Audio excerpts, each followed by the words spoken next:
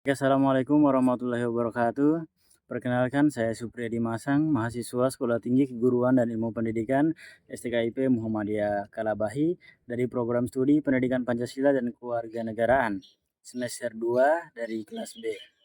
Baik, di sini tujuan saya membuat video ini adalah untuk memenuhi tugas mata kuliah Gender dan Pendidikan. Dengan materi yang akan saya bawakan hari ini adalah tentang teori struktural fungsional dan teori konflik terkait gender.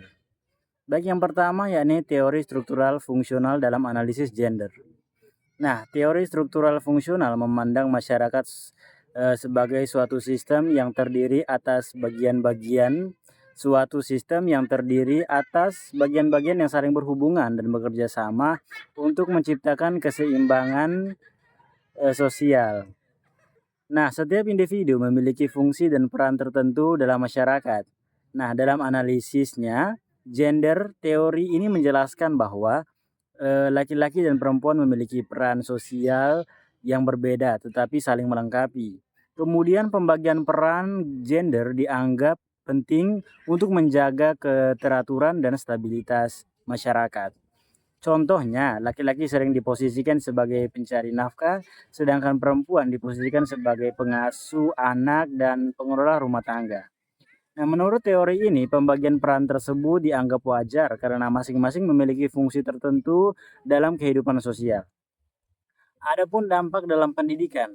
Nah, dampak dalam pendidikan, teori struktural fungsional melihat bahwa sekolah membantu menanamkan nilai dan peran gender kepada siswa. Nah, pendidikan mempersiapkan laki-laki dan perempuan untuk menjalankan fungsi sosialnya di masyarakat. Contohnya, laki-laki didorong pada bidang kepemimpinan dan teknologi, sedangkan perempuan diarahkan pada bidang pengasuhan atau pelayanan sosial. Adapun juga kritik terhadap teori struktural fungsional ini. Yang pertama, terlalu mempertahankan pembagian peran tradisional.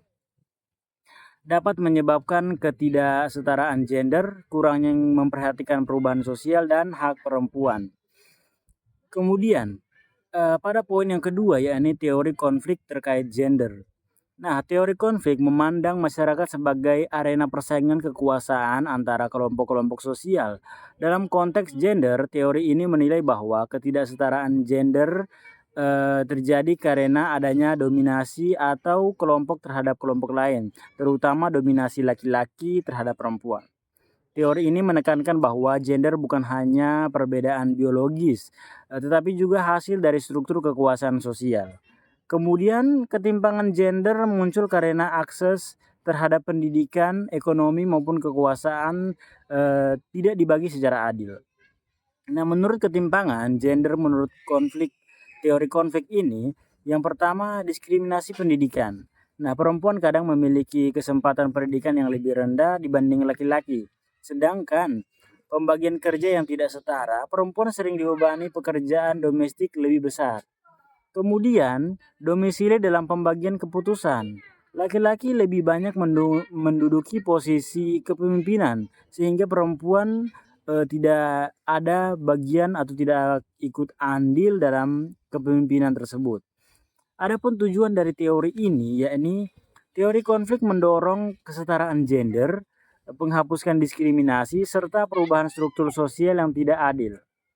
Nah, akhir kata, teori struktural fungsional melihat perbedaan gender sebagai pembagian peran untuk membantu menjaga keseimbangan masyarakat. Kemudian teori konflik melihat perbedaan gender sebagai bentuk ketimpangan akibat adanya dominasi dan perebutan kekuasaan. Nah, kedua teori ini saling membantu memahami fenomena gender dalam masyarakat dan pendidikan dari sudut pandang yang berbeda. Intinya bahwasannya dua teori ini adalah untuk menjadikan peran antara laki-laki dan perempuan itu setara dan tidak ada perbedaan di antaranya. Tidak ada bahwasannya lelaki di posisi seperti ini, perempuan di posisi seperti ini. Nah, kemudian mungkin hanya itu saja yang bisa saya sampaikan pada materi ini. Billahi fisabilil haq, fastabiqul khairat. Wassalamualaikum warahmatullahi wabarakatuh.